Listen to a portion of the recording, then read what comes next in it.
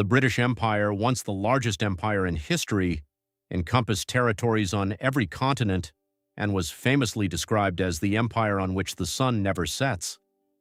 This vast imperial network played a crucial role in shaping global politics, economics, and cultures, but eventually underwent a process of decolonization that concluded with its dissolution by the latter half of the 20th century.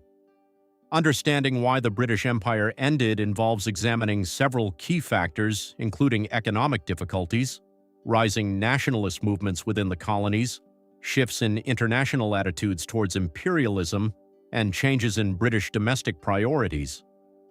The origins of the British Empire's decline can be traced back to the economic repercussions of World War I and World War II. These conflicts drained Britain's financial resources immensely. The cost of World War I led to significant debt, compounded by the economic downturns of the Great Depression. Post-World War II, Britain was economically weakened and heavily indebted to other nations, notably the United States.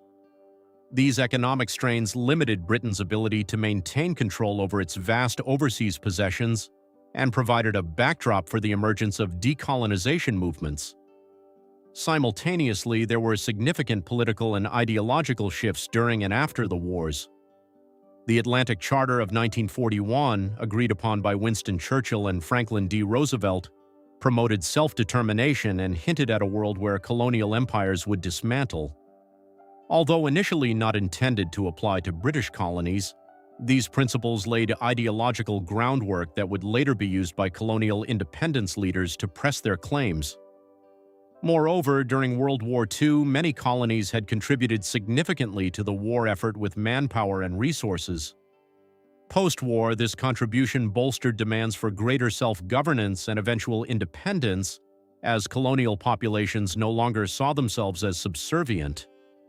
For example, India's significant role in the war accelerated its push towards independence, leading to its partition and freedom from British rule in 1947. In Africa, the impact of both world wars combined with changes in international attitudes toward race and governance spurred anti-colonial sentiments. Leaders like Kwame Nkrumah in Ghana, which gained independence in 1957, were influenced by broader decolonization movements and ideas such as Pan-Africanism. The formation of the United Nations in 1945 also created an international platform focused on human rights and self-determination, which further delegitimized colonial rule in global opinion. Economically, maintaining the empire became increasingly untenable. Post-war reconstruction required massive financial outlays domestically within Britain itself.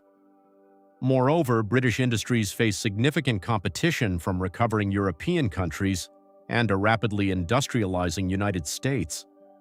These factors made it difficult for Britain to sustain its military presence overseas or invest adequately in colonies' infrastructures or development. Another pivotal factor was Britain's changing domestic priorities post-1945, where there was a major focus on building a welfare state, encompassing healthcare, with the creation of National Health Service, education, housing, and social security systems. Such initiatives required substantial funding which could scarcely be justified being spent on trying to suppress increasingly costly colonial insurgencies or governance. The Suez Crisis of 1956 marked a definitive moment illustrating Britain's reduced standing as a global power independent of American support. When Britain, along with France, attempted to regain control over the Suez Canal without securing backing from America, President Eisenhower forced them into an embarrassing retreat, underlining that Britain could no longer pursue imperial policies contrary to American interests or without its support. By this period, nationalist movements had gained formidable strength across various colonies. Their calls for independence were backed not only by social justice rhetoric, but also political pragmatism seen amongst British policymakers who recognized that decolonization was inevitable. Figures such as Harold Macmillan acknowledged this shift. His Wind of Change speech in South Africa in 1960 acknowledged that nationalistic spirit sweeping through Africa was a powerful force. As each colony achieved independence, India, 1947, African territories like Nigeria, 1960, Kenya, 1963, through to Hong Kong being handed back to China, 1997, each step marked a phase where Britain redefined itself more as a nation-state than an imperial sovereign. The transformation also reflected broader trends where global powers moved towards geopolitical alignments based on economic partnerships like the European Community, now European Union, which Britain joined in 1973.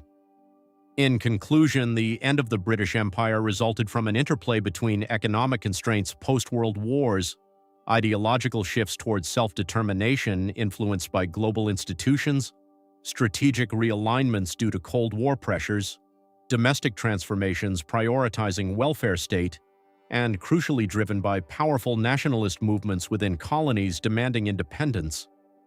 This historical trajectory shifted global power structures, profoundly impacting former colonies and continuing to influence international relations today.